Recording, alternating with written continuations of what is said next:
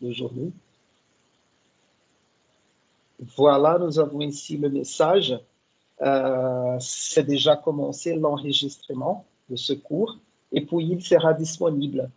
Je vais faire pareil comme les autres fois. Il sera disponible pendant 21 jours sur les chats du cours, mais je vais les télécharger sur YouTube et puis je vous envoie les liens. Et comme ça, vous pouvez revoir ces cours si c'est le cas ou sinon, vous pouvez,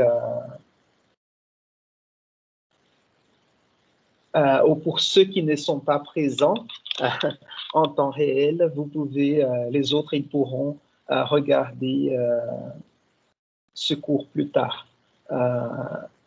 Voilà. Donc, je commence aujourd'hui. L'idée, c'est de parler d'Apollinaire et de l'esprit nouveau, c'est ce courant littéraire, en quelque sorte. Je ne sais pas, peut-être, parce que quand on parle d'école ou des courants littéraires, il faut au moins un groupe qui travaille ensemble, qui produisent, ou des écrivains qui produisent ensemble des poèmes. Mais quand on parle de l'esprit nouveau, assez souvent, il n'y a que Guillaume Apollinaire, ce poète qu'on va voir aujourd'hui. Il y a un autre poète, euh, peut-être moins étudié ici au Brésil, c'est Alfred Jarry. On peut dire que son œuvre est très proche de l'œuvre de Guillaume Apollinaire, l'œuvre de Alfred Jarry, parce qu'il a écrit du théâtre, de la poésie, de la pensée, peut-être, quelque chose un peu plus philosophique, moi je dirais, et satirique surtout, un peu comme Guillaume Apollinaire. Mais je ne vois pas des commentaires sur l'œuvre d'Alfred Jarry comme s'il était un représentant de l'esprit nouveau, même s'ils étaient très proches en amitié, on va dire, à des activités ensemble. Je ne sais pas si vous avez déjà entendu parler d'Alfred Jarry, cet autre poète, mais votre professeur de traduction littéraire, Éclair, il a traduit, si je ne me trompe pas, la pataphysique. C'est la théorie générale sur, je crois que c'est la théorie générale sur rien ou sur le néant, quelque chose comme ça. Je crois que c'est quelque chose comme ça. Et Éclair a traduit cette œuvre, la pataphysique de Alfred Jarry. Donc, je vais partager l'écran avec vous ici. Je vois qu'il y a d'autres qui arrivent ici. Bienvenue, bonjour. Et on commence ici. Je partage ces documents-là, PDF. Ici, en fait, comme vous allez voir, je vais faire une petite révision. Juste une question d'abord. Est-ce que vous m'entendez bien? Ça marche? Oui, ça va. Ok, merci. Donc, comme vous voyez ici, en fait, ce que nous avons sur l'écran, c'est le manifeste technique de la littérature futuriste. Donc, c'est un texte de Marinetti. C'est un texte qu'on a vu rapidement le dernier cours. Mais pourquoi je reviens sur ce texte? Je vais zoomer encore ici.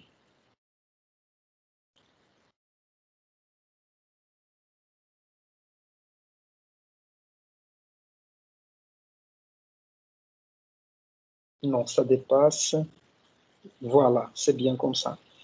Donc ici, nous avons ce texte, ce manifeste technique, un des plusieurs manifestes de Marinetti, le poète qu'on a vu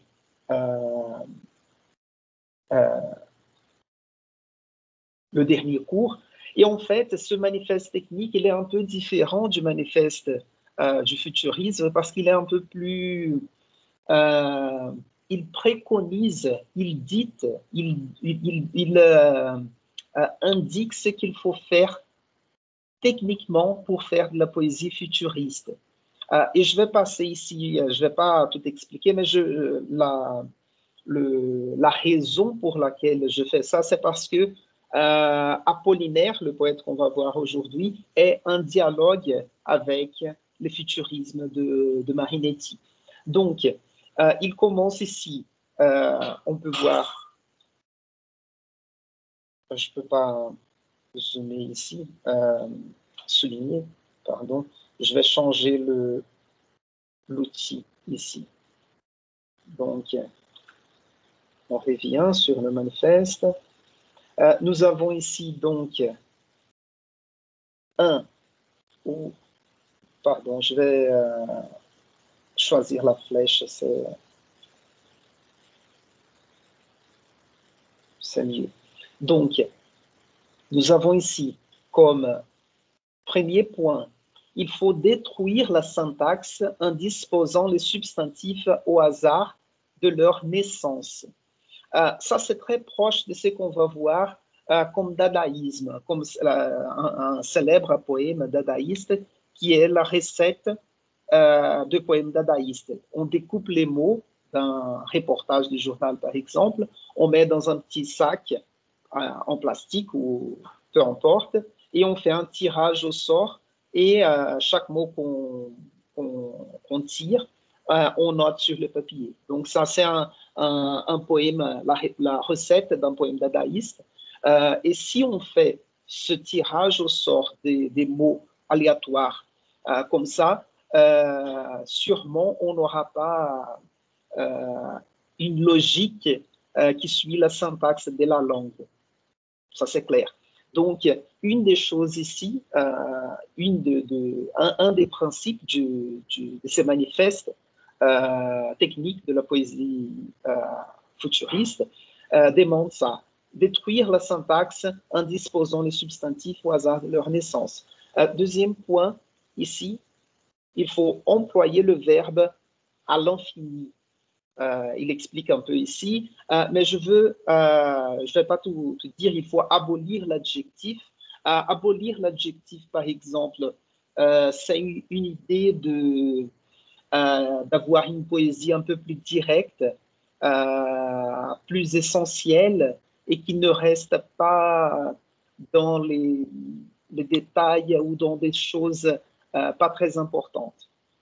Si on fait, on peut dire, faire une réflexion linguistique sur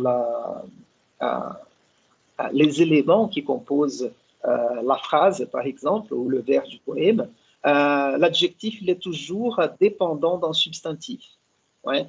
Donc, quand on dit ici abolir l'adjectif, c'est une façon de dire qu'on va laisser dans la poésie seulement l'essentiel.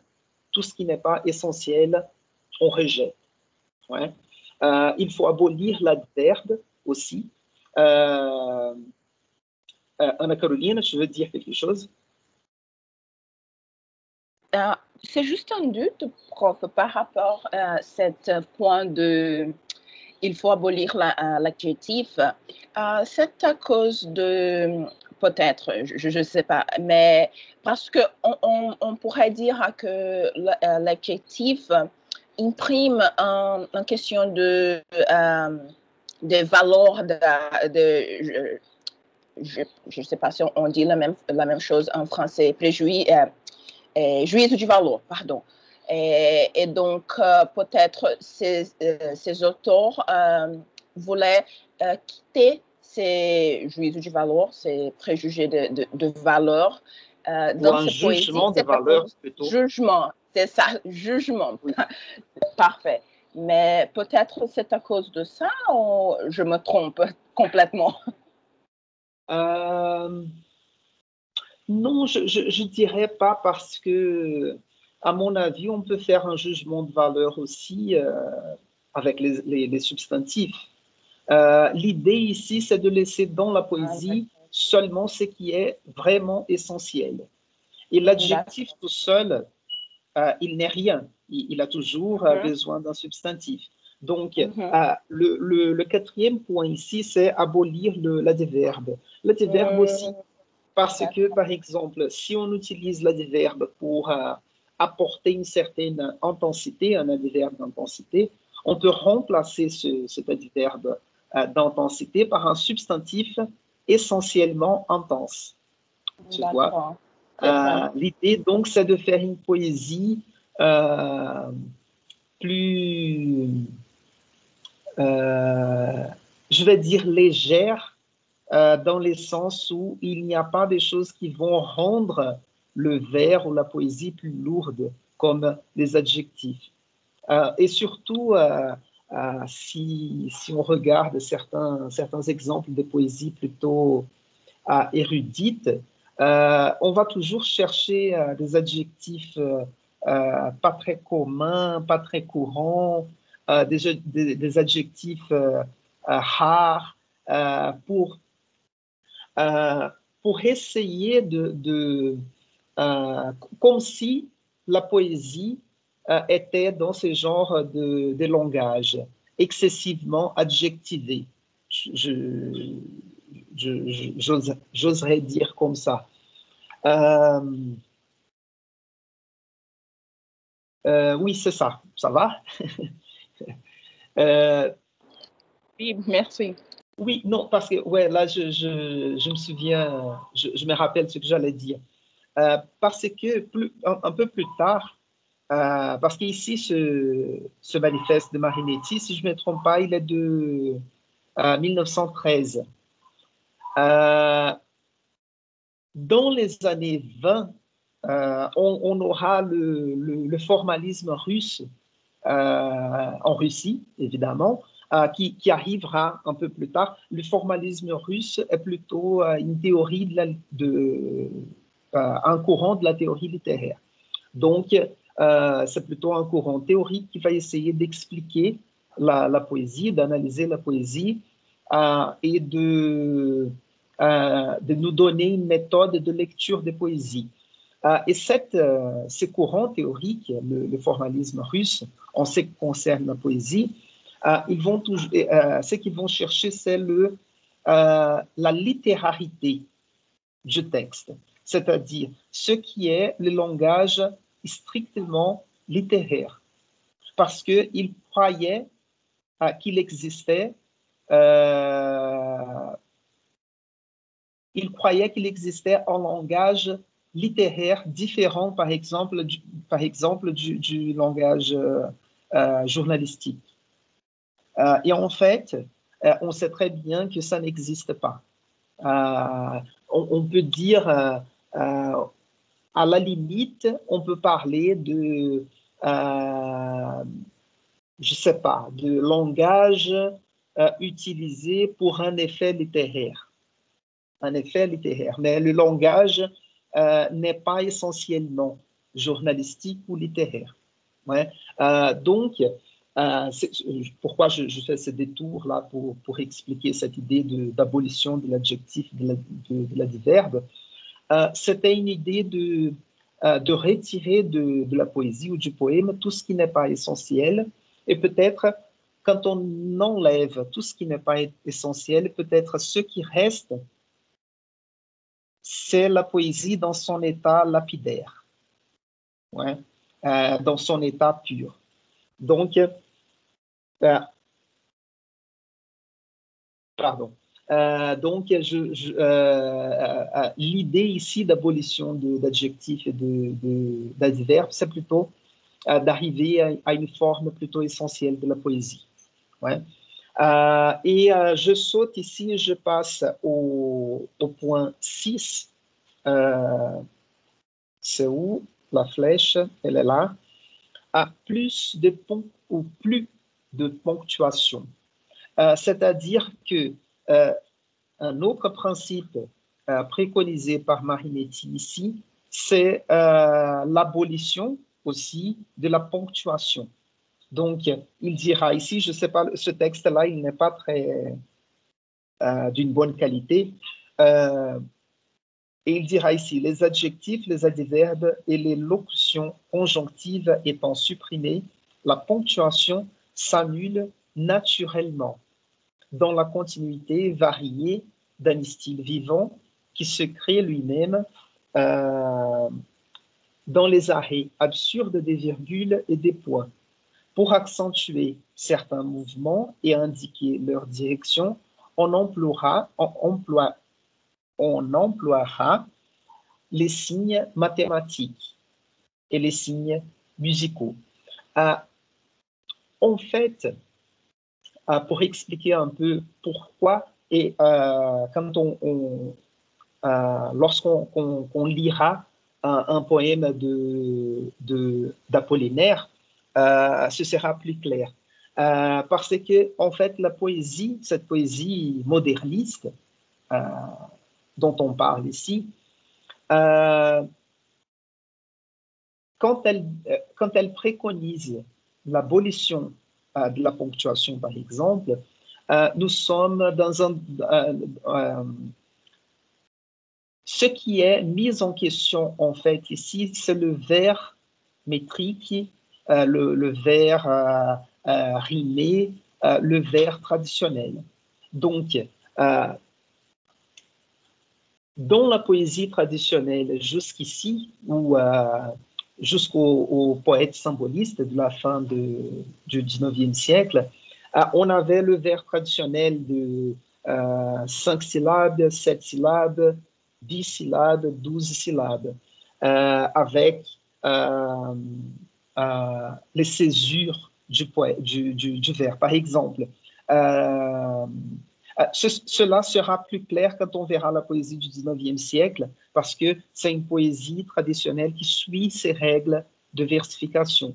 Donc, quand nous avons un vers de 12 syllabes, par exemple, il y aura une pause assez souvent dans la 6e syllabe du vers, donc au milieu du vers, et puis à la fin du vers, parce que c'est une pause qui donne le rythme du poème, mais aussi ça nous aide à respirer pendant la lecture. Mais quand on a un vers long comme ça, de 12 syllabes, un vers à par exemple, parfois, si on n'arrive pas à exprimer une idée complète dans un vers, on va utiliser la ponctuation pour baliser ce qui est dit.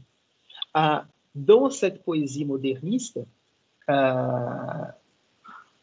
dont nous avons l'exemple d'Apollinaire,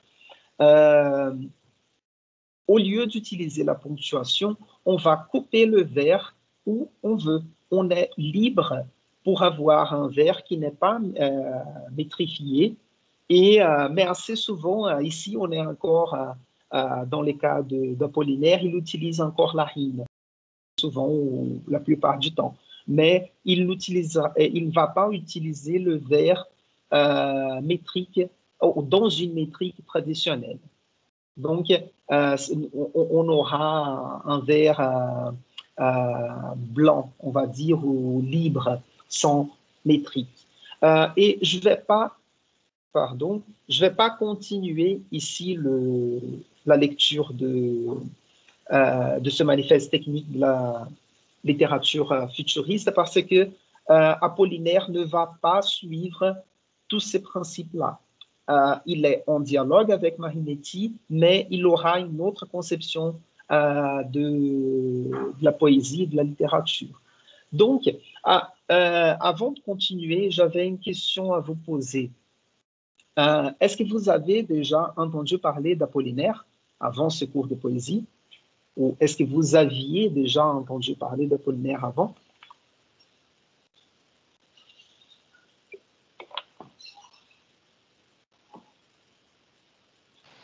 Seulement à l'école, pendant les lycées, mais ça fait longtemps. Seulement à l'école ou, Oui. pardon, Daniel, à l'école Au lycée, secondaire? je veux dire, quand j'étais à Ah, l'école, comme au secondaire. ah d'accord.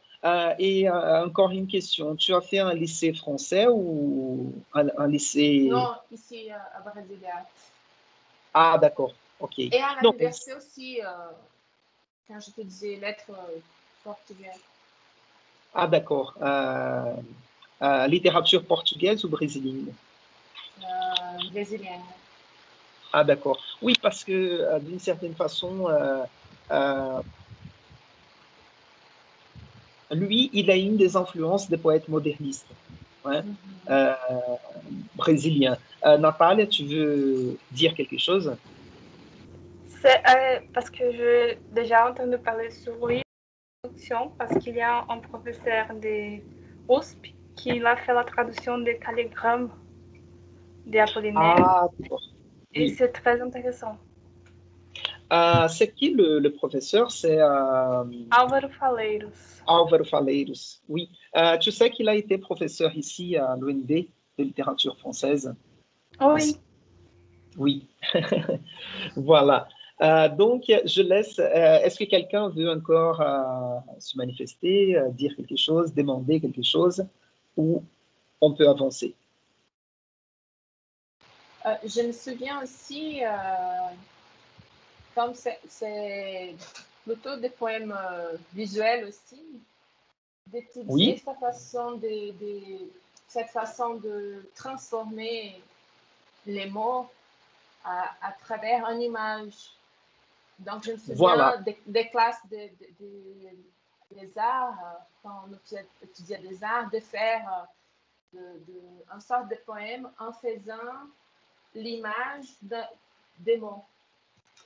Oui, c'est ce qu'on va voir aussi par rapport au calligramme.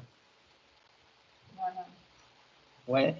On verra ça aussi. C'est une autre facette, une autre création de sa poésie. Et avant de continuer, parce que ça a un rapport, je vais changer ici de document, ça a un rapport avec l'étude de la poésie.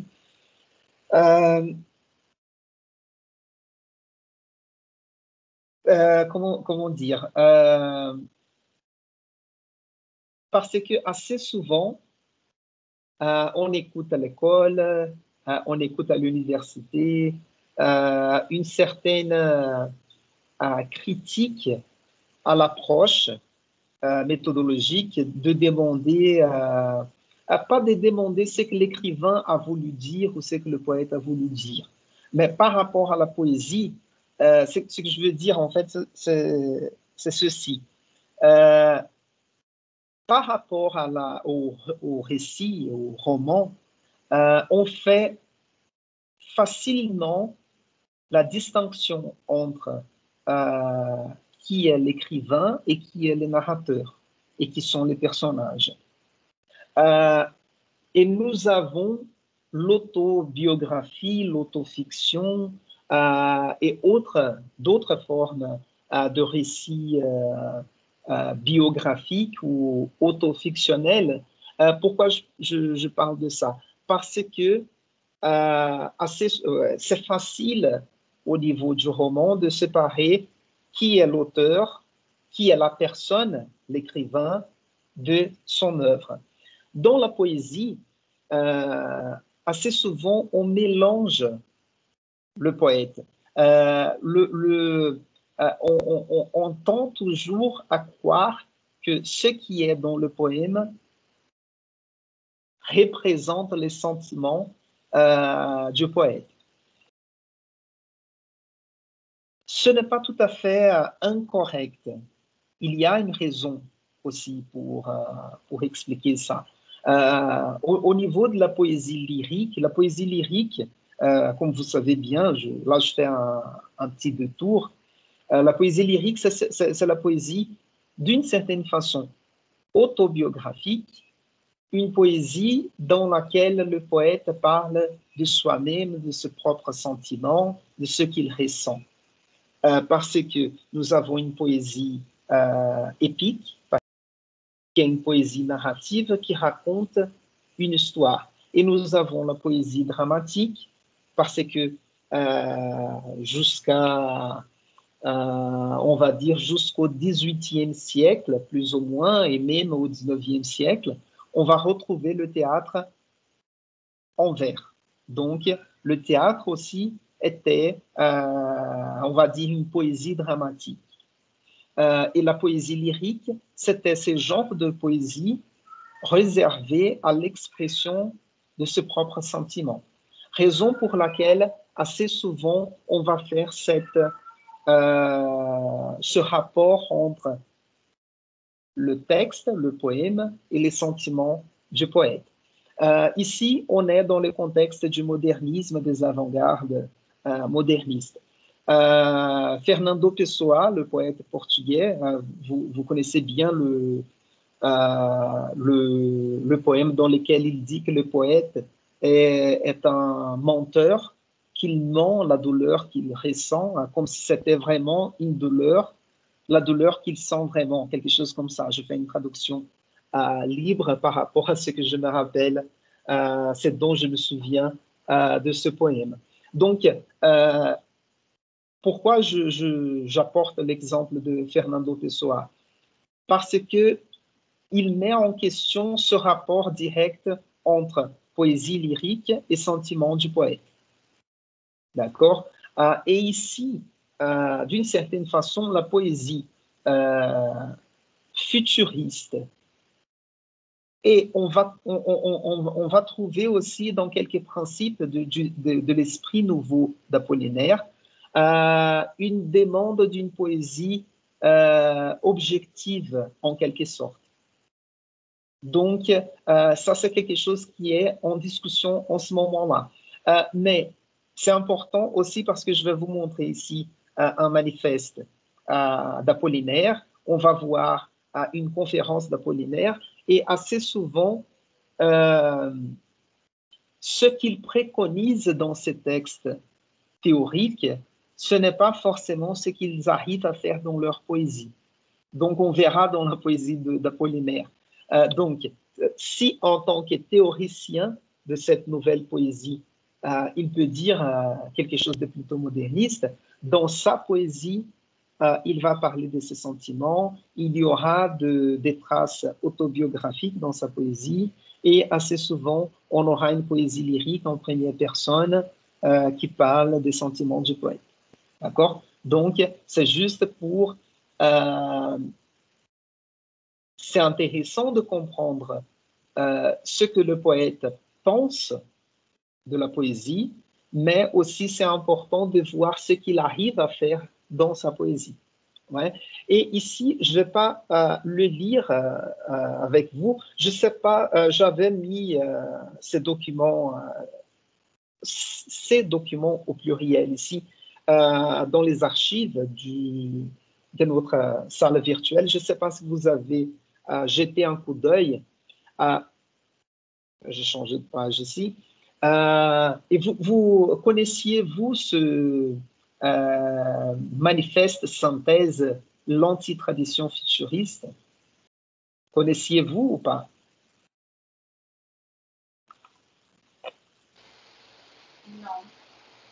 Non. Moi non plus, j'ai vu juste aux archives de la classe, j'ai trouvé très intéressant. Ouais. Et en jetant un coup d'œil rapidement sur la page, qu'est-ce que vous voyez là? Qu'est-ce qui attire votre attention? Je réduis un peu pour vous faire voir un peu plus.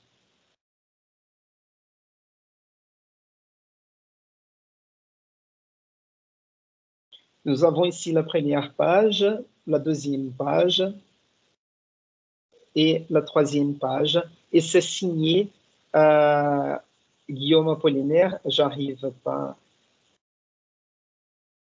à utiliser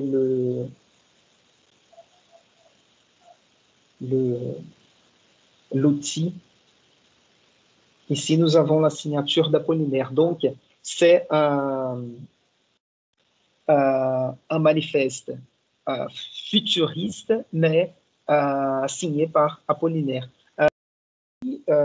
Anna-Caroline, qui a Oui, levé la c'est main. moi, prof. Non, c'est juste que j'ai noté maintenant que c'est peut-être comment dire en portugais, multimodal, parce qu'il utilise beaucoup, par exemple, la question de la chanson, et il utilise plusieurs différents éléments, et juste au premier moment, quand j'ai jeté un coup d'œil à ces manifestes, je ne savais pas si les trois premières lignes étaient liées au poème ou non, mais il m'a semblé m'a fait penser à des codes, vous savez, comme código Morse, ce type de choses. C'était Oui. avec les mots, les lettres SS. Et il y a aussi un peu il me rappelle aussi un peu de le latin. C'était comme il voulait créer un code dans la poésie en utilisant différents éléments, comme j'avais dit, comme Différentes, pardon. D'accord. éléments. Oui, oui. Mais ça, c'est intéressant parce que quand il dit ici manifeste synthèse, c'est intéressant parce qu'il essaye d'assembler ici plusieurs arts différents. Parce que là, je commence à parler d'Apollinaire en tant que poète, en tant qu'écrivain. Mais Apollinaire, il est assez connu comme poète, mais il était aussi dramaturge, il était aussi romancier, il était aussi critique d'art. Donc, et lui, il est un des premiers peut-être à écrire ou à faire des critiques positives sur les mouvements des peintures qui naissent à cette époque, comme le cubisme. Donc, il était très proche des peintres cubistes. J'ai même mis sur les archives ces documents d'Apollinaire ici. Les peintres cubistes, je ne me souviens pas si j'ai mis cette version-là, cette édition-là. Ici, nous avons une édition ancienne. Je l'ai téléchargée, si je ne me trompe pas, sur Gallica, ce site de la Bibliothèque nationale de France, dans lequel on arrive à télécharger gratuitement les œuvres qui sont déjà libres des droits d'auteur. Donc, comme Apollinaire est mort depuis plus de 70 ans, son œuvre n'a plus de droits d'auteur, donc on arrive à télécharger comme ça, librement, gratuitement. Et en fait, je l'aime bien parce que c'est une édition ancienne. Par contre, le document, il est un peu plus lourd qu'une version plus moderne, plus récente. Mais ici, je vais vous montrer juste ce livre d'Apollinaire. Il a ce texte-là assez connu, Méditation esthétique sur la peinture, mais sur la peinture cubiste. Et puis, peut-être je peux aller à la fin pour vous montrer la table de matière de ce livre.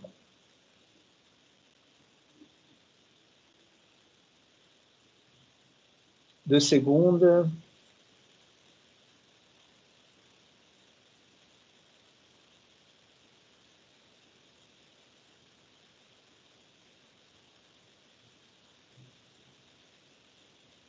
Il met un peu de temps pour charger le... en fait, vous voyez ici, dans ce livre, nous avons les peintures ou les dessins de ces peintres cubistes de l'époque qui étaient ces mouvements naissants. parce qu'il fait la critique d'art dans ses livres. Mais je ne retrouve pas la table de matière ici. Je vais passer à l'édition la plus récente, qui est juste à côté ici. Laisse voir si c'est la bonne ou pas. Voilà. Je crois que c'est celle-ci que j'ai partagée avec vous. Et vous allez voir, vous voyez que c'est beaucoup plus... la qualité est meilleure, mais cette édition n'a pas le charme de l'ancienne édition.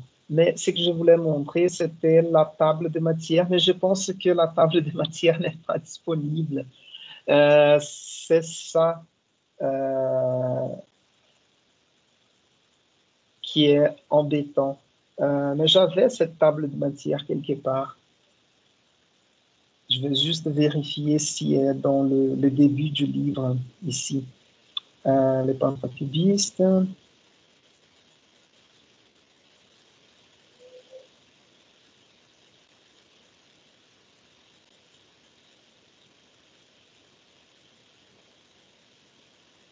Non. Je suis désolé, mais peut-être j'ai encore une troisième version qui n'est pas ouverte ici avec la table de matière. Mais pourquoi je voulais vous montrer la table de matière? Parce que cet ouvrage-là d'Apollinaire, c'est un livre de critique d'art dans lequel il fait des commentaires sur les peintres cubistes de l'époque, sur Picasso, Braque, etc. Nous avons des reproductions ici des tableaux commentés.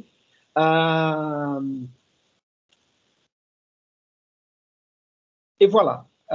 Mais ce texte sur les peintres cubistes, ce sont des méditations esthétiques assez importantes, parce que d'une certaine façon, c'est lui qui a mis la peinture moderne dans une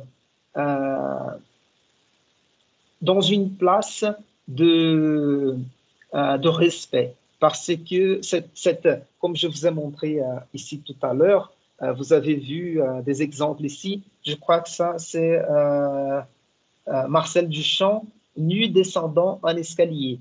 Est-ce que ce livre est disponible dans les archives, ces livres-là? Oui. Ah, d'accord, parce que je ne l'avais vu. Merci, parce que j'aime ce type d'art. Oui, mais il est disponible dans les archives du cours. Je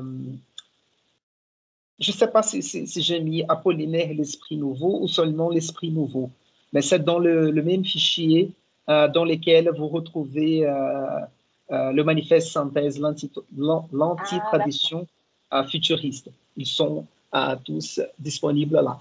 Donc, ici, nous sommes dans un contexte de transformation, de rupture des principes esthétiques. Et Apollinaire sera un critique qui diffusera ces nouveaux principes de l'art, ces nouveaux principes esthétiques de l'art. Donc, il était en même temps poète, romancier, dramaturge et critique d'art. Donc, c'était un homme assez complet, on pourrait dire. Je laisse ici de côté, mais je vais passer par d'autres textes d'Apollinaire. Mais voyons ici. Donc, n'oubliez pas, le manifeste technique de la littérature futuriste de Marinetti, c'est un texte publié en 1913. Vous voyez ici, je peux zoomer pardon, 1912. Vous voyez ici, tout en bas. j'encadre ici la date. Milan, le 11 mai 1912. Donc, il était en contact avec Marinetti et ses idées futuristes, mais il était aussi en contact avec Picasso, Braque et d'autres peintres cubistes dans Paris des années 1912-1913. Et je passe ici à ce manifeste synthèse. Et vous voyez, on va analyser un petit peu la mise en page. L'autre jour, je vous ai demandé, j'ai employé, j'ai utilisé le mot mise en page. Et ici, vous voyez cette mise en page. C'est un manifeste assez différent des autres manifestes que nous avons vus ou des manifestes futuristes de Marinetti. Ce n'est pas un texte discursif, c'est plutôt un texte visuel en quelque sorte, qui mélange la mise en page, des critères typographiques pour attirer l'attention ou pour avoir un autre effet sur les gens. Donc, nous avons ici ce moteur à toute tendance impressionnisme, fauvisme, cubisme, expressionnisme, pathétisme, dramatisme, orphisme, paroxysme, dynamisme, plastique, mots en liberté, invention des mots. Et nous avons donc ici destruction, suppression, et nous avons de l'autre côté construction. Vous voyez qu'ici, je zoome pour bien vous montrer, c'est qu'il faut détruire au niveau, ouais, je crois que c'est plus clair, suppression, et nous avons ici pas de regret, c'est-à-dire on peut détruire et c'est pas grave, il ne faut pas regretter la destruction de la tradition, et la suppression de l'histoire. Et nous avons ici suppression de la douleur poétique, des exotismes snobs, de la copie en art, des syntaxes déjà condamnées par l'usage de toutes les langues. J'avance lentement ici. Nous avons vu dans les textes de Marinetti le manifeste technique du futurisme, l'abolition de l'adjectif, des adverbes, etc. Quand je disais tout à l'heure de cette défense d'une poésie objective, vous voyez qu'ici, quand on demande la suppression, l'abolition de la douleur poétique, on va demander une poésie qui n'est pas de l'épanchement subjectif. Épanchement subjectif, moi, je traduirais comme une espèce de verborragie romantique. C'est le poète qui souffre ou qui, comment je peux dire, qui déverse sa douleur sur les pages du livre, des poèmes. Donc, on laisse de côté la douleur poétique. Et ça, c'est important aussi à cette époque-là. Quand on laisse de côté la douleur poétique, on ouvre un peu plus. Cela ne veut pas dire qu'avant, ça n'existait pas, mais cela veut dire qu'on ouvre l'espace, on accorde, on donne l'espace pour une réflexion sur le langage. Donc, on laisse de côté les subjectivismes de la poésie, le lyrisme, ce côté en première personne, pour parler du langage lui-même. Des exotismes snobs, tout ce qui est poésie difficile, des choses qu'on met dans la poésie pour sembler plus compliqué. La copie en art, c'est l'art classique qui suivait des modèles du passé. Donc, on laisse de côté la tradition, le modèle du passé, et on va créer quelque chose de nouveau. Et vous voyez ici la suppression des syntaxes déjà condamnées par l'usage dans toutes les langues. En fait, c'est que je veux attirer à quoi je veux attirer votre attention, c'est justement cette idée de la différence typographique ici. Nous avons des syntaxes ici, écrit en grand, on va dire, et nous avons en italique, plus petit, déjà condamné par l'usage dans toutes les langues. Et vous voyez que on va avoir un effet rythmique différent parce qu'on a changé la typographie. Et vous voyez que ici, dans la verticale, nous avons la suppression de l'histoire et ici l'infinitif en caractère en majuscule. C'est plus ou moins, vous voyez que quand on change la typographie des mots, c'est comme aujourd'hui dans les messages qu'on échange sur WhatsApp, par exemple, ou sur Twitter ou Facebook, par exemple, que si on écrit en majuscule, il y a une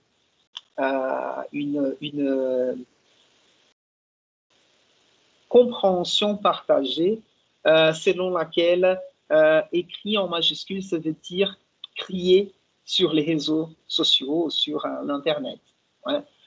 Donc, vous voyez que à cette époque-là, au début du XXe siècle, on faisait déjà cette réflexion sur les effets sur les effets de la typographie dans les textes, dans les poèmes.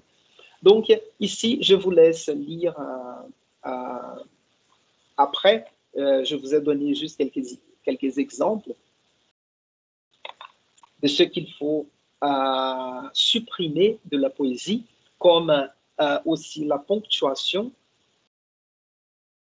l'harmonie typographique, c'est-à-dire on va avoir un usage de la typographie plus créatif, plus différent, etc. Je ne vais pas passer par tous ces points, je vais avancer un petit peu dans ce manifeste. Donc, on passe à la page suivante. Et donc, la construction des techniques sans cesse renouvelées au rythme. Donc, l'idée ici, c'est d'une création constante, d'un renouvellement constant de la littérature. Et nous avons ici continuité, simultanéité, en opposition au particularisme et à la division. Donc, on va essayer de ne pas avoir ce genre de division. Nous avons un texte intégral en quelque sorte. Ouais.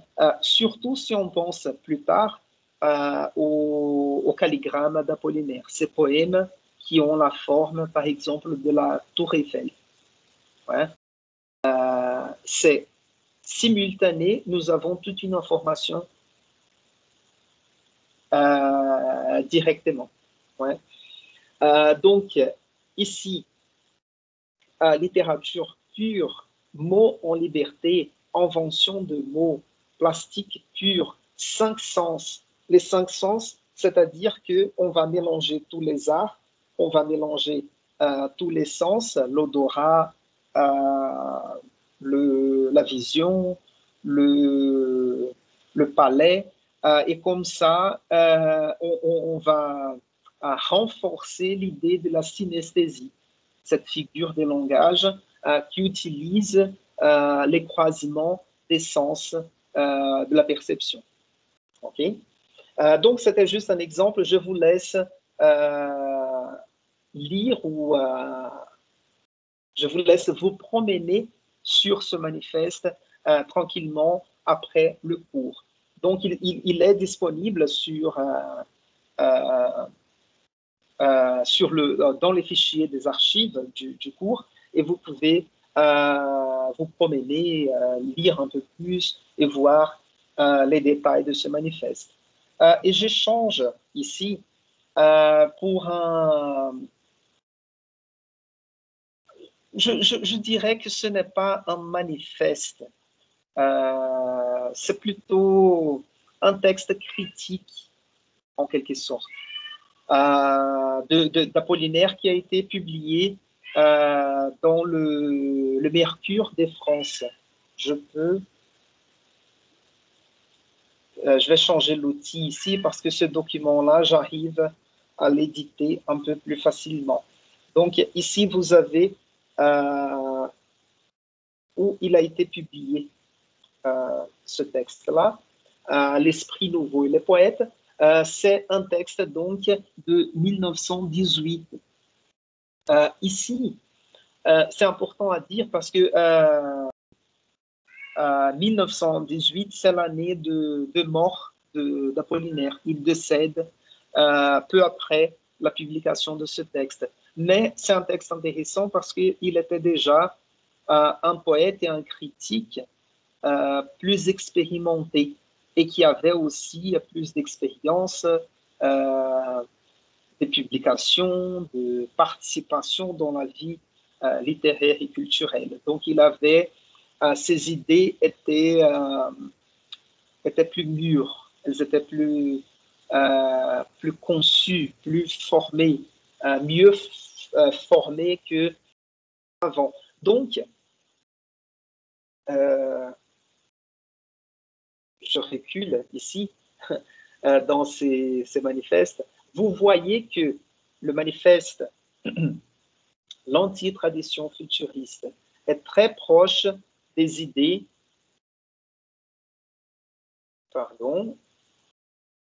de Marinetti, de ce manifeste technique de la littérature futuriste. Ici, juste pour laisser clair, le manifeste technique de la littérature futuriste de Marinetti est de 1912.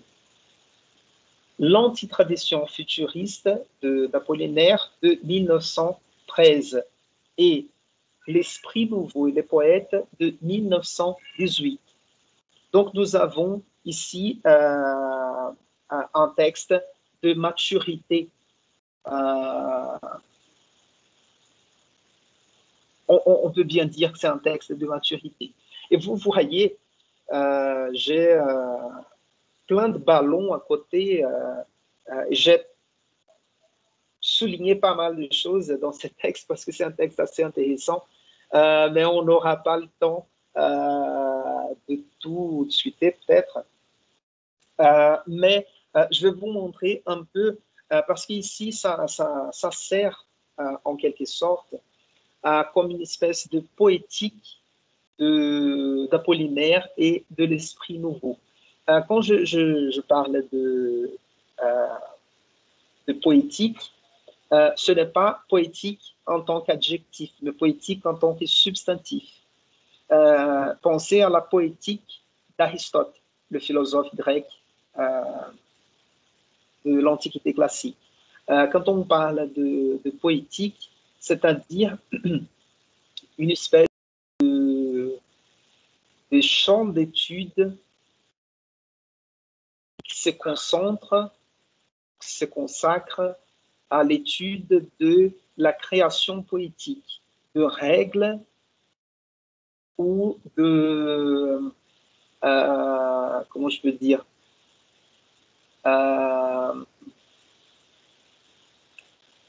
parce que quand je dis règle, c'est comme si la règle existait avant l'écriture du poème. Mais la poétique, elle peut exister aussi comme une façon pas de décomposer, mais de révéler la stratégie de composition des poèmes d'un certain poète. D'accord? Donc, ici, ce texte-là, il sert plus ou moins comme une poétique d'Apollinaire, c'est-à-dire un texte dans lequel il développe ou il montre ses idées par rapport à la poésie. Donc, au lieu de lire ici, je vais juste commenter les petits ballons ici. Par exemple, la forme libre, ici c'est pas correct, c'est la forme libre du poème, c'est-à-dire que le poète moderniste, je ne vais pas dire poète moderne, parce qu'on considère poète moderne les poètes qui viennent depuis le début du 19e siècle, comme on va voir Baudelaire par exemple. Je vais parler ici de poètes modernistes. Il laisse de côté toute forme fixe de poèmes comme les sonnets, par exemple, qui est une forme fixe, figée. Donc le poème, le poète est libre pour écrire dans la forme qu'il veut. Ici, je vous montre ici, il dira dans les textes, c'est la première fois qu'elle se présente consciente d'elle-même. Il parle ici de la poésie qui se présente consciente d'elle-même. Et je soulignais cette partie juste pour vous montrer que ces avant-gardes du XXe siècle, elles se présentent comme une rupture par rapport au passé et elles vont annoncer un futur différent. Raison pour laquelle il dit ici, c'est la première fois dans l'histoire de la littérature ou dans l'histoire de la poésie que la poésie se présente consciente d'elle-même. Donc, toutes ces avant-gardes vont se présenter plus ou moins de cette façon. Avant, c'était une chose et maintenant, on propose quelque chose de nouveau. Liberté de forme et de contenu. Comme je disais tout à l'heure, si la poésie lyrique, c'était la poésie subjective du sentiment du poète, maintenant, on va avoir une poésie lyrique qui n'est pas la subjectivité du poète, par exemple. Ça peut arriver. Et genre, pour vous donner pas un exemple concret d'un poète, mais d'un poème, mais juste pour vous faire imaginer, on peut avoir une poésie plutôt descriptive. Ouais. Pour vous donner un exemple encore plus clair, c'est le haikai japonais, qui est une espèce de poème de 3 vers d'une description de paysage. Je me souviens, il y avait un poème, un haikai japonais traduit par, comment il s'appelle? Natalia, comment s'appelle le poète? Parce que tu viens de la traduction. Il y a une maison de traduction à Rio qui offre des cours, qui donne des bourses à des traductions. Guilherme de Almeida? De Almeida. Eu acho que é isso, né? Oui, voilà. Il a la traduction d'un haikai japonais qui est quelque chose comme ça, je vais dire en portugais. Je crois que c'est um sapo que olha o lago e depois salta na água. Donc, vous voyez, dans un haikai comme ça, il n'y a pas d'expression des sentiments. C'est un poème objectif. Donc, liberté de forme et de contenu. On peut parler de ce qu'on veut dans la poésie. Vers libre et recherche dans la forme. C'est pourquoi on va arriver dans les calligrammes, par exemple. On avance. Ici, à côté, artifice typographique, le lyrisme visuel. Ouais. Je lis ici rapidement. Les artifices typographiques poussés très loin, avec une grande audace, je ne sais pas ce qui arrive avec Joby, je suis désolé. Très loin, avec une grande audace, ont l'avantage de faire naître un lyrisme visuel qui était presque inconnu avant notre époque. Vous voyez qu'il est assez apollinaire est un très bon poète, mais aussi un très bon critique d'art et de littérature. Il reconnaît que le lyrisme visuel était presque inconnu, pas totalement inconnu. On verra après avec Mallarmé, à la fin du XIXe siècle, une utilisation des artifices typographiques aussi. Mais on a d'autres expériences de ce genre d'expérimentation poétique. Et ici, nous avons synthèse des arts, de la musique, de la peinture, de la littérature. Et ce n'est pas par hasard que, par exemple, c'est Jesuíne et Raphaël. Je vous demande, je fais une affirmation, il n'y a pas besoin de répondre à ça, mais j'ai vu que peu de gens ont choisi le livre de Pierre Reverdy pour faire la dissertation. Et Pierre Reverdy, c'est un poète aussi de cette époque. Si je ne me trompe pas, son livre de poèmes, Les Ardoises du Toit, est publié en 1918, quelque chose comme ça.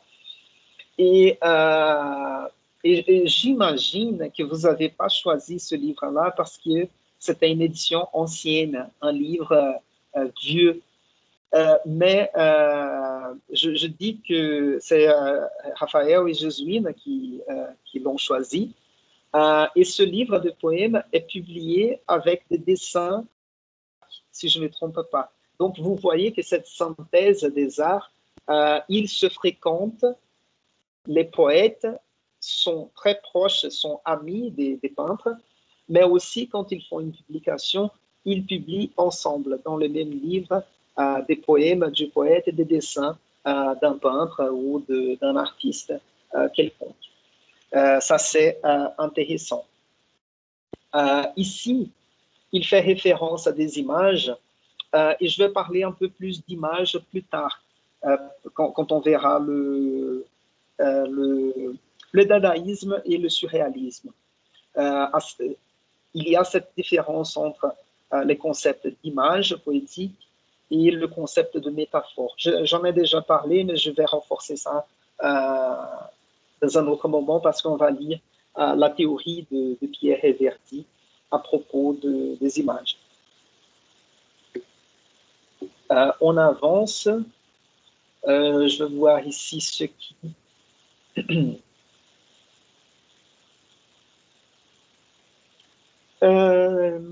non, ça, c'est pas très important ici. Parce qu'il fait en fait, c'est pas très important, mais c'est digne de note. Parce qu'il dit que l'esprit nouveau est une expression, je peux zoomer ici, pour être plus clair, plus facile à voir. Vous voyez ici que l'esprit nouveau est une expression particulière et lyrique de la nation française.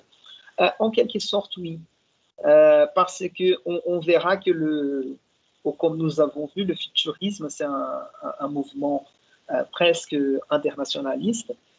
Le surréalisme aussi sera un mouvement qui dépassera les frontières de la France. Et par contre, l'esprit nouveau, c'est quelque chose de, moi je dirais, typiquement français. On ne verra pas au moins l'utilisation de ce nom d'école ailleurs, comme on verra surréalisme brésilien ou surréalisme espagnol, par exemple, ou même surréalisme brésilien.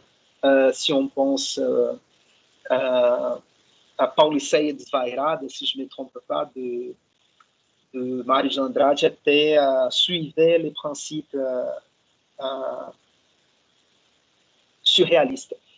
Et ici, j'ai mis cette critique au futurisme parce qu'il dira, oui, il dira ici dans cette phrase soulignée ici, je conçois mal qu'on fasse consister tout simplement un poème dans l'imitation d'un bruit auquel aucun sens lyrique, tragique ou pathétique ne peut être attaché. Ça, c'est une critique qu'il fait au futurisme, qui utilisait les onomatopées dans des poèmes comme roue pour faire les bruits d'une voiture. Donc, il fera cette critique ici. Et ce qu'il préconise comme poète d'esprit nouveau, c'est de chercher la surprise dans le poème.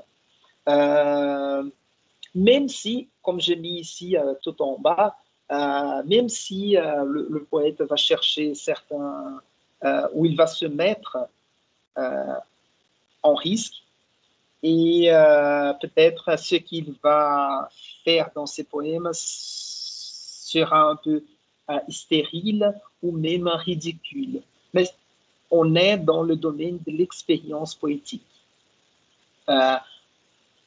C'est-à-dire qu'ils ont le droit d'essayer, et si ça ne marche pas, ce n'est pas grave. Au moins, on a renouvelé la poésie. Ouais. J'avance encore ici. En fait, ce que je vais faire, c'est de changer les documents qui est dans les archives, parce que je crois que j'ai mis un document, une version non soulignée, et je vais partager avec vous celle-là avec mes notes. Peut-être ce sera plus facile à comprendre, à suivre le texte si vous voulez le lire. Donc, il apporte aussi, vous voyez ici tout en haut la référence à Alfred Jarry, le poète dont je vous ai parlé tout à l'heure, qui est un autre représentant de l'esprit nouveau, mais moins connu ici au Brésil.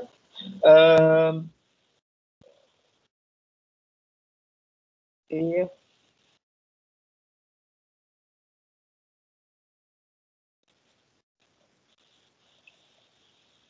oui, je vais lire cette dernière phrase ici qui est assez importante. Et je déplace cette boîte. Voilà. Mais les nouveaux existent bien sans être en progrès. Il est tout dans la surprise. L'esprit nouveau est également dans la surprise. C'est ce qu'il y a en lui des plus vivants, des plus neufs. La surprise et les grands ressorts nouveaux. J'avance. Pardon. C'est par la surprise, par la place importante qu'il fait. À la surprise que l'esprit nouveau se distingue de tous les mouvements artistiques et littéraires qui l'ont précédé. Donc, cette idée de la surprise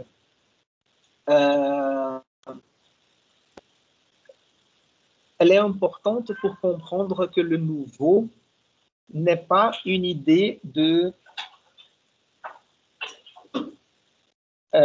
Jobim, il a essayé de monter à la fenêtre, mais il est tombé. Pardon. Le nouveau... Désolé.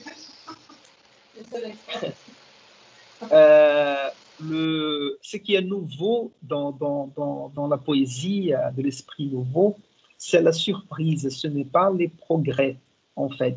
Parce que ce qu'il veut dire, c'est le nouveau en littérature, en poésie, ce n'est pas une idée d'évolution, mais c'est de chercher, surprendre le lecteur à partir d'une nouvelle forme, d'un nouveau, de quelque chose de différent de ce qu'on était, à ce quoi on était habitué. C'est ça l'idée. J'avance encore. La poésie issue du quotidien, ça c'est clair aussi. Donc, il y aura cette grande transformation par rapport au 19e siècle. La poésie du 20e siècle, elle sera une poésie plutôt du quotidien. Ouais. Pour ceux, Jesuína et Raphaël, la poésie de Pierre Reverdy est clairement cette poésie du quotidien, et c'est merveilleuse. Ouais. Laisse voir un rapport moderne. Non, ça va. Oui.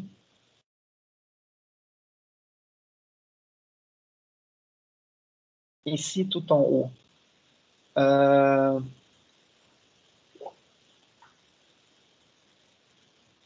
Voilà, il dira ici, tout en haut, l'esprit nouveau est avant tout ennemi de l'esthétisme des formules et de tout snobisme. Il ne lutte point contre quelque école que ce soit, car il ne veut pas être une école, mais un des grands courants de la littérature englobant toutes les écoles depuis le symbolisme et le naturisme.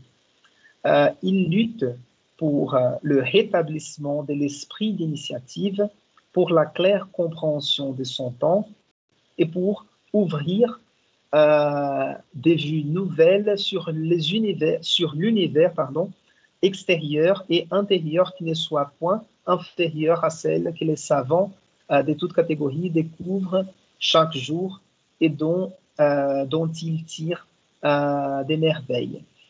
J'ai mis ici à côté, d'une certaine façon, ça c'est une espèce de programme de l'esprit nouveau. Mais en tant que programme, comme je vous disais tout à l'heure, ce n'est pas sûr qu'ils vont être capables de le consommer, de le mettre en pratique, de le faire accomplir. D'accord? Ils proposent ça en tant que, ou au niveau des idées. Au niveau de la pratique poétique, ce sera une autre chose différente. D'accord? Et donc, je passais rapidement par ce texte-là.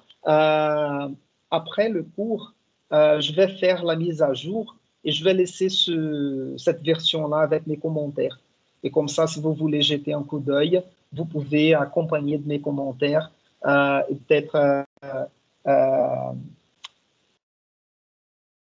peut-être comprendre un peu mieux ce texte d'Apollinaire, ce texte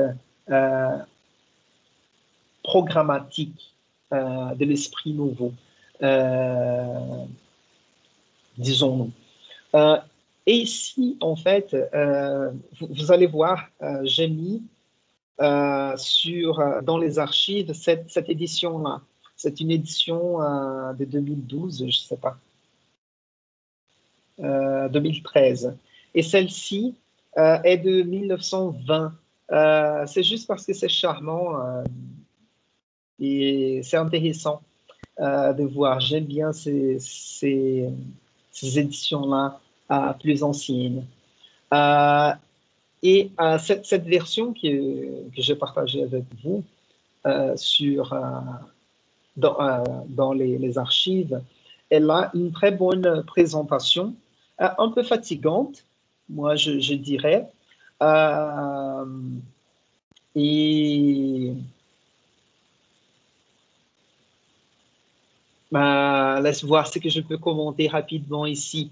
Peut-être la chose la plus intéressante qu'on va voir dans cette présentation, c'est parce que, pardon, on commence à parler du premier recueil de poèmes d'Apollinaire qui s'appelle Alcool, publié en 1913. Vous voyez ici, je crois que j'arrive pas à souligner. J'arrive pas. Donc, ce premier recueil de poèmes d'Apollinaire est publié en 1913, mais il était déjà connu dans les milieux artistiques, critiques de l'époque. Et on va dire qu'il publiait ou il faisait publier ses poèmes dans des revues littéraires depuis 1901, 1902, quelque chose comme ça. Donc, nous avons ici un recueil de poèmes de plus ou moins 10 ans de production poétique. Et c'est-à-dire, comme j'avais commenté récemment, nous avons des recueils de poèmes qui suivent un ordre chronologique. Parfois, on peut avoir une organisation thématique des poèmes. Le cas, par exemple, ceux qui vont travailler avec le livre Charme de Paul Valéry, il y a une organisation presque initiatique dans la poésie, dans ces livres. Donc, l'organisation du livre Charme est importante. Et on verra au XIXe siècle Les Fleurs du Mal de Baudelaire. C'est un livre, une espèce de descente aux enfers, de descide aos infernos. Donc, il y a presque un récit ou un fil rouge qui guide du début à la fin du livre de Baudelaire. Dans les cas d'alcool d'Apollinaire, il n'a pas il a organisé l'ordre des poèmes, mais les poèmes ne suivent pas un ordre. Vous avez compris ça? C'est-à-dire que les poèmes ne sont pas organisés selon un ordre chronologique, ils ne sont pas organisés suivant un ordre thématique. Mais comme il y a un poème après l'autre, il y a un ordre. Mais c'est, on va dire, un ordre aléatoire. D'accord? Et ça, je l'ai dit parce que dans cette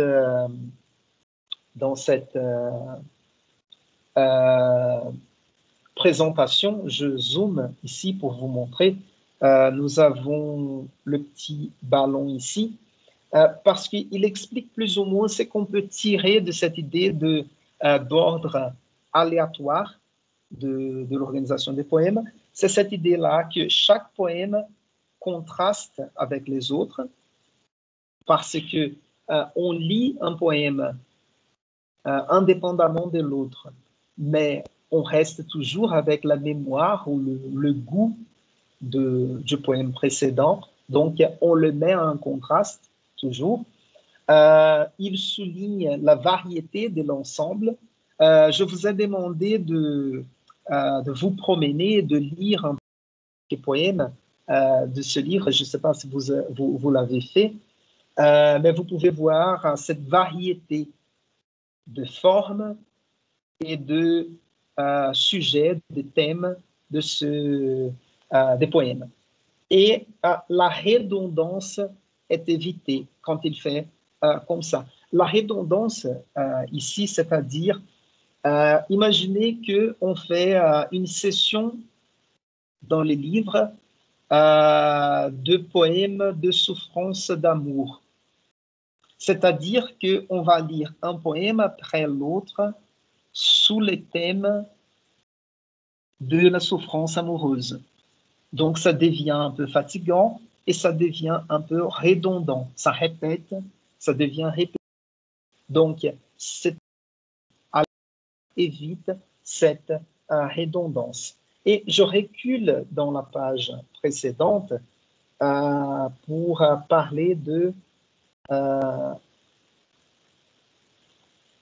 l'autonomie du vers et la fonction rythmique ici, parce que le présentateur, j'ai oublié son nom et son prénom, il dira ici que les effets de la suppression de la ponctuation, que je vous ai dit que peut-être c'est une des marques les plus fortes de l'esprit nouveau d'Apollinaire, et d'une certaine façon, dans la poésie d'après, cette suppression de la ponctuation sera une constante assez forte.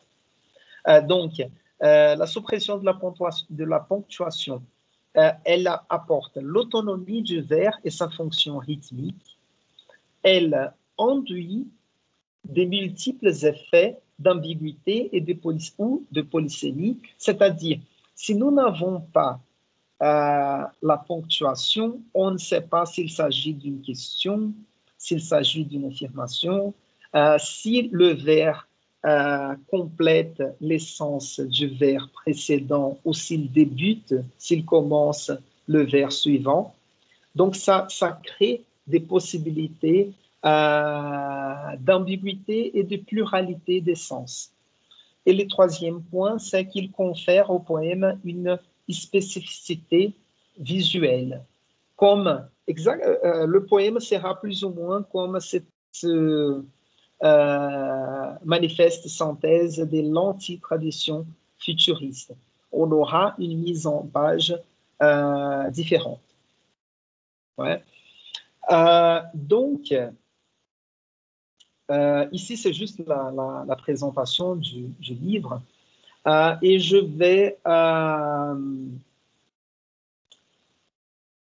m'arrête là aujourd'hui. Et il y a deux choses qu'il faut que je vous dise avant de terminer. Parce que il faut que j'enregistre une vidéo pour la suite d'Apollinaire parce qu'on n'a pas tout vu aujourd'hui. Donc, on continue ce cours-là sur Apollinaire dans une vidéo.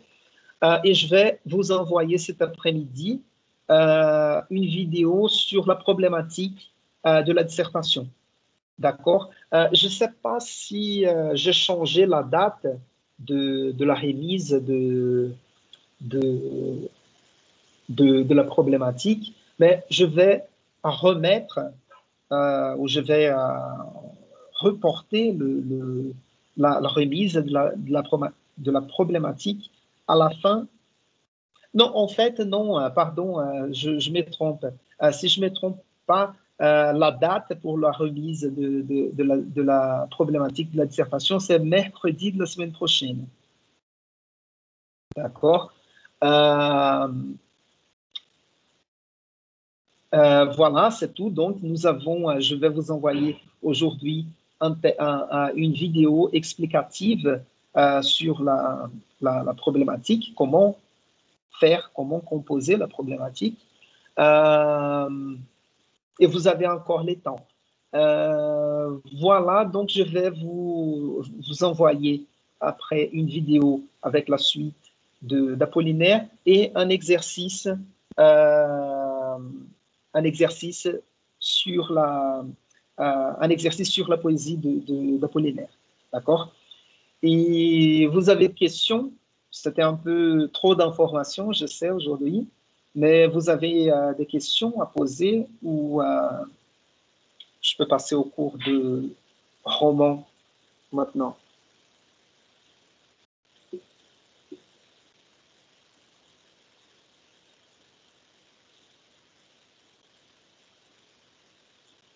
Pas de questions? Non, prof. D'accord. Mais c'est clair, vous avez compris plus ou moins ce contexte de modernité de la poésie d'Apollinaire? Oui, prof, c'est bon. D'accord. Et donc, voilà, pour terminer, je vais juste renforcer le fait qu'au niveau de la réflexion poétique, Apollinaire nous apporte ce renouvellement de la poésie. Dans la poésie, ou dans les exemples de poèmes que je vais vous faire lire, vous allez voir que cette transformation n'est pas si radicale que on pourrait penser à partir de ce texte. D'accord? Donc, je finis là et je passe au cours de roman. Si vous avez des questions, vous pouvez laisser sur le chat et je vous réponds après. Donc, je vais vous rappeler que la semaine prochaine, nous n'avons pas cours mercredi parce que j'ai une soutenance de dissertation. Donc, notre prochain cours synchrone sera d'ici 15 jours. Je vous dis, ce sera le... J'ouvre ici mon calendrier, 2 secondes. Le 21 octobre. D'accord? Mais comme bien établi, bien discuté dans les chats, je vous envoie des vidéos avec les contenus avec les contenus, quoi. C'est dont il faut, ce qu'il faut travailler aussi. Donc, c'est bon, je peux finir là. Je vous remercie et je vous souhaite une bonne semaine. Et si vous avez des questions, n'hésitez pas à écrire sur le chat. Merci beaucoup et au revoir.